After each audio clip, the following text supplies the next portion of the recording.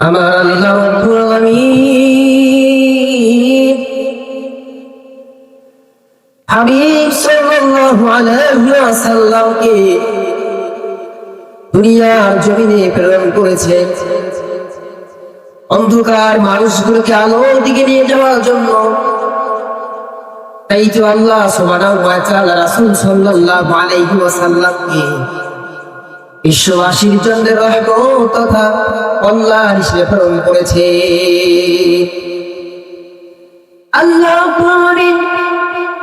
কোরআনুল কারীমের মধ্যে জানিয়ে দিয়েছেন, ওয়ামা আরসালনাকা ইল্লা রাহমাতাল লিল আলামিন, আমি আমার রাসূল সাল্লাল্লাহু আলাইহি ওয়াসাল্লামকে প্রেরণ করেছি বিশ্ববাসীর জন্য রহমত স্বরূপ। আল্লাহর হাবিব সাল্লাল্লাহু আলাইহি ওয়াসাল্লামকে আল্লাহ তাআলা বিশ্ববাসীর জন্য কল্যাণ হিসেবে প্রেরণ করেছে। বিশ্ববাসীর জন্য আল্লাহ সুবহানাহু ওয়া তাআলা মঙ্গলের জন্য অবতীর্ণ করেছেন। মঙ্গলের জন্য আল্লাহ তাআলা হাবিবকে পাঠিয়েছে এবং হাবিবকে পাঠিয়েছেন মানুষদেরকে আল্লাহর প্রতি দাওয়াত দেওয়ার জন্য। আল্লাহ রাব্বুল আলামিন কোরআনুল কারীমের সূরাতুল আযহাবের মধ্যে আল্লাহ তাআলা বললেন, ইয়া আইয়ুহান নবী ইন্না আরসালনাকা শাহিদাও ওয়া মুবাশশিরাও ওয়া নাযীরা, হে নবী আমি আপনাকে পাঠিয়েছি, আমি আপনাকে প্রেরণ করেছি সাক্ষ্যদাতা হিসাবে, সুসংবাদ দানকারী হিসাবে এবং ভীতি প্রদর্শনকারী হিসাবে। সুতরাং হাবিব সাল্লাল্লাহু আলাইহি ওয়াসাল্লাম আমাদেরকে সত্যের সাক্ষ্যদাতা হিসেবে প্রেরণ হয়েছে, আমাদেরকে সুসংবাদ দিবেন। যারা আমরা ঈমান এনেছি, আল্লাহ সুবহানাহু ওয়া তাআলার জন্য নিজেকে কুরবান করার জন্য প্রস্তুত করেছি, বাংলার জমিন সহ সারা বিশ্বে দ্বীনকে প্রতিষ্ঠার জন্য আমরা লড়াইয়ের জন্য প্রস্তুত হয়েছি। আল্লাহ সুবহানাহু ওয়া তাআলা ওই বান্দাগুলোর জন্য রাসূল সাল্লাল্লাহু আলাইহি ওয়াসাল্লামকে সুসংবাদ দানকারী হিসেবে প্রেরণ করেছে। আর আল্লাহ রাব্বুল আলামিন হাবিব সাল্লাল্লাহু আলাইহি ওয়াসাল্লামকে পাঠিয়েছে যারা কি করবে, মানুষগুলো যখন আমরা দ্বীনের পথে মানুষকে ডাকবো, আল্লাহ সুবহানাহু ওয়া তাআলার পথে যখন আমরা দুনিয়ার ভ্রান্ত মানুষগুলোকে ডাকবো, ভ্রান্ত আকীদার মানুষগুলোকে আমরা আল্লাহ তাআলার দিকে ডাকবো, তারা কি করবে? সেই মানুষগুলোকে তারা বাধা দিবে, তারা ওয়াজ মাহফিল করতে দিবে না, তারা ইসলামী জলসা সেমিনার করতে দিবে না, তারা বাধা দিবে। রাসূল সাল্লাল্লাহু আলাইহি ওয়াসাল্লাম সেই সকল মানুষের জন্য ভীতি প্রদর্শনকারী হিসেবে প্রেরণ করেছে। সম্মানিত ভাইরা আমার, সুতরাং আয়াতে আল্লাহ তাআলা কি বললেন? আমাদের জন্য সাক্ষ্যদাতা আল্লাহ সুবহানাহু ওয়া তাআলার পক্ষ থেকে তিনি আমাদেরকে সুসংবাদ দানকারী হিসেবে পাঠিয়েছেন আল্লাহ তাআলা এবং ভীতি প্রদর্শনকারী হিসেবে। সুতরাং আল্লাহ তাআলা তার হাবিব সাল্লাল্লাহু আলাইহি ওয়াসাল্লামকে পাঠালেন আমাদেরকে কি করার জন্য? ভীতি প্রদর্শন করার জন্য। আল্লাহর হাবিব সাল্লাল্লাহু আলাইহি ওয়াসাল্লাম নবুয়ত লাভ করার পর মক্কার অলিতে গলিতে যখন আল্লাহ রাসূল সাল্লাল্লাহু আলাইহি ওয়াসাল্লাম আল্লাহর কথাগুলো, আল্লাহ সুবহানাহু ওয়া তাআলার কথাগুলো মানুষের ঘরে ঘরে পৌঁছায় দেওয়া শুরু করে দিলেন। আল্লাহ সুবহানাহু ওয়া তাআলা এক, তার সাথে অন্য কারো শরীক করা চলবে না, তিনি অদ্বিতীয়, তিনি হচ্ছেন আমাদের মালিক, তিনি হচ্ছেন আমাদের খালিক। সুতরাং মানুষ তোমরা যারা আছো, তোমরা যারা বিভিন্ন দেবদেবীর পূজা করো, সব কিছু বাদ দিয়ে আমি আল্লাহ তাআলাকে এক হিসেবে মেনে নাও। রাসূলুল্লাহ সাল্লাল্লাহু আলাইহি ওয়াসাল্লাম এই কথা ঘোষণা দেওয়া শুরু করে দিলেন। আল্লাহর হাবিব সাল্লাল্লাহু আলাইহি ওয়াসাল্লাম মক্কার জমিনে যখন মানুষদেরকে ইসলামের কথা বলা শুরু করে দিলেন, রাসূলের উপর চলে আসলো নির্যাতন, নিপীড়ন, অত্যাচার। কি করলেন রাসূল সাল্লাল্লাহু আলাইহি ওয়াসাল্লামের উপর? তারা নির্যাতন, স্টিমরোলার তারা চালু করে দিলেন। তারা মনে করে যে আব্দুল্লাহর পুত্র মুহাম্মদ মনে হয় আব্দুল্লাহর পুত্র মুহাম্মদ মনে হয় নেতা সাজার জন্য, প্রতিপক্ষ বিস্তার করার জন্য, নিজেকে পরিচয় দেওয়ার জন্য কি করতেছে, আমাদের সমস্ত এলাকাকে বাদ দিয়ে এক আল্লাহর কথা বলতেছে। অথচ আমরা কাবা গৃহের মধ্যে আমরা 360টা মূর্তির পূজা করি। কয়টা মূর্তি? কাবা ঘরের মধ্যে সেই সময় 360টা মূর্তি পূজা করতো, সেগুলো বাদ দিয়ে দেন কি হচ্ছে মৃত্যুবাদী বিশ্বাসী। তারা 3টা আল্লাহ তাআলাকে মানত, মানে 3টা খোদাকে তারা বিশ্বাস করত। আমরা না হয় মানলাম 360টা খোদাকে মানা যাবে না, 3টাকে কেউ মানা যাবে না। আব্দুল্লাহর পুত্র মুহাম্মদ 360টাকে তো বরবাদ করে দিলেন, আমাদের 3টাকেও বরবাদ করতে চান। সুতরাং আব্দুল্লাহর পুত্র মুহাম্মদ সাল্লাল্লাহু আলাইহি ওয়াসাল্লামের উপর আরো বেশি নির্যাতন শুরু হয়ে গেল। অথচ আমাদের নবী বিশ্ব নবী সাল্লাল্লাহু আলাইহি ওয়াসাল্লাম মানুষদের মাঝে যে কথাগুলো বলা শুরু করে দিয়েছিলেন, এই কথাগুলো নিজের ব্যক্তিগত কোনো কথা নয়, এগুলো হচ্ছে আল্লাহ সুবহানাহু ওয়া তাআলার পক্ষ থেকে নাযিলকৃত কথা। বলি সুবহানাল্লাহ। আল্লাহ রাব্বুল আলামিন বললেন, হাবিব দুনিয়ার মানুষদেরকে আপনি পৌঁছাই দিন, আমি আল্লাহ তাআলা ওর প্রতি আহ্বান করুন, ডাক দিই। সূরাতুল মাইদার মধ্যে আল্লাহ তাআলা 5 নম্বর সূরার 67 নম্বর আয়াতে আল্লাহ তাআলা চমৎকারভাবে হাবিবকে বলতেছেন, ইয়া আইয়ুহার রাসূল, হে আমার রাসূল, হে আল্লাহর রাসূল, আপনি মানুষের মাঝে পৌঁছাই দিন, আপনি মানুষের কাছে তাবলীগ করুন, আপনি পৌঁছাই দিন, আপনি প্রচার করুন, আমি আল্লাহ তাআলার পক্ষ থেকে যা আপনার উপর নাযিল করা হয়েছে। বলি সুবহানাল্লাহ। সুতরাং রাসূল যে কথাগুলো মক্কার জমিন সহ বিভিন্ন জায়গায় বলা শুরু করে দিয়েছিলেন, সেই কথাগুলো রাসূল সাল্লাল্লাহু আলাইহি ওয়াসাল্লামের নয়, আল্লাহ তাআলা নাযিল করেছে রাসূল সাল্লাল্লাহু আলাইহি ওয়াসাল্লামের। যা রাসূল সাল্লাল্লাহু আলাইহি ওয়াসাল্লাম তাই আমাদের মাঝে পৌঁছাই দিয়েছেন। সম্মানিত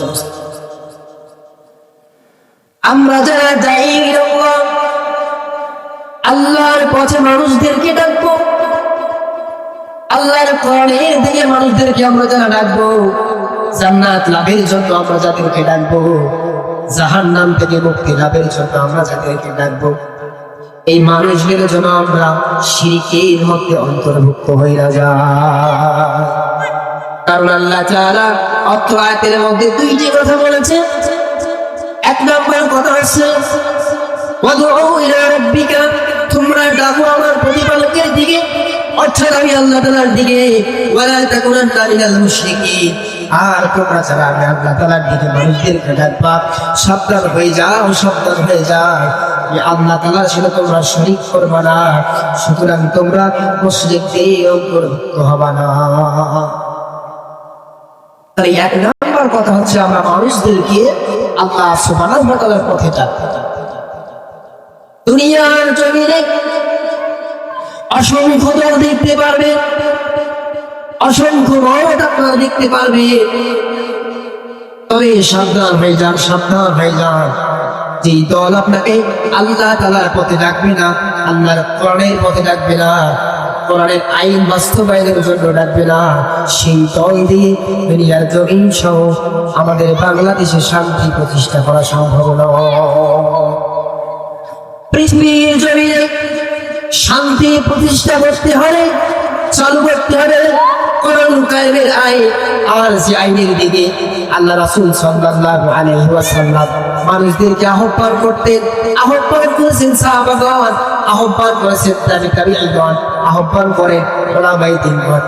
ও মুসলমান ইমানদার ভাইরা আমার, আহ্বান করার মধ্যে আল্লাহর জমিনে অসংখ্য পীর আছে, অসংখ্য পীর, অসংখ্য মুরিদ আছে। তারা কি করে দিনের বেলায় মানুষকে আল্লাহ তাআলার পথে আহ্বান করে, আর তারা রাতের বেলায় কি করে, তারা মাজার পূজা করে। আর মাজার পূজা করা হচ্ছে আমার আল্লাহ তাআলার সাথে সবচাইতে বড় কাবিরা গুনাহ করা।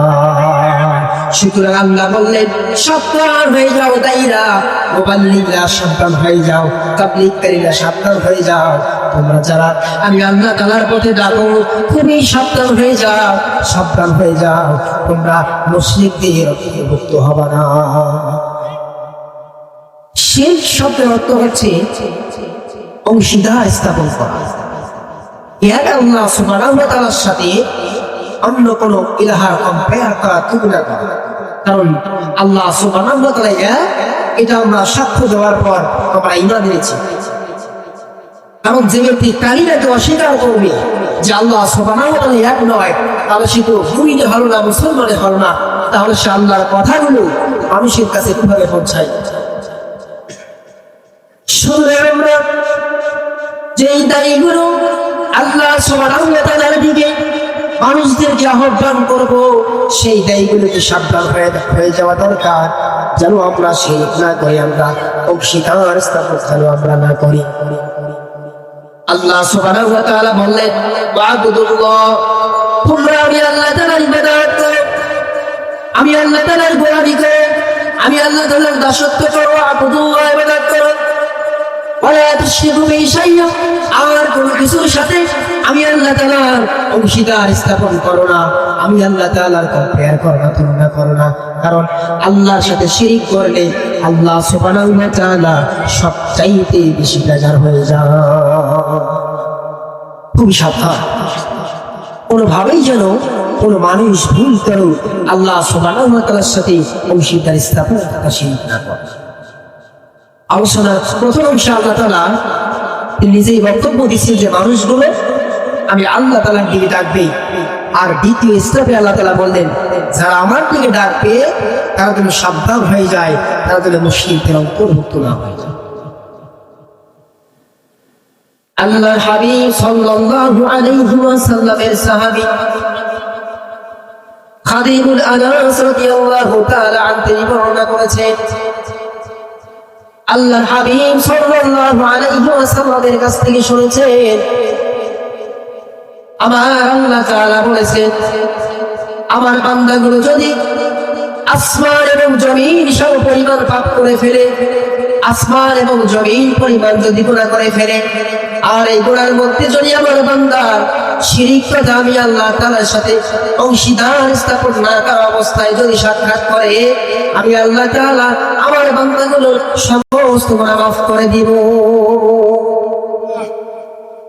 তাহলে এই ছোট্ট একটা হাদিস থেকে আমরা জানতে পারি আমরা অসংখ্য গুনাহ করব, কিন্তু এই গুনার মধ্যে যদি শিরক থাকে, আল্লাহর অংশীদার স্থাপন থাকে, এক আল্লাহকে মানলাম, পাশাপাশি আমরা মাজারেও কেউ পূজা করলাম, মাজারে গিয়ে আমরা মাজারে পীরের উদ্দেশ্যে গরু জবাই করলাম, মাজারে আমরা কি করলাম সন্তান কামনা করলাম, পীরের কাছে আমরা কি চাইলাম আমাদের ভালো মন্দ চাইলাম।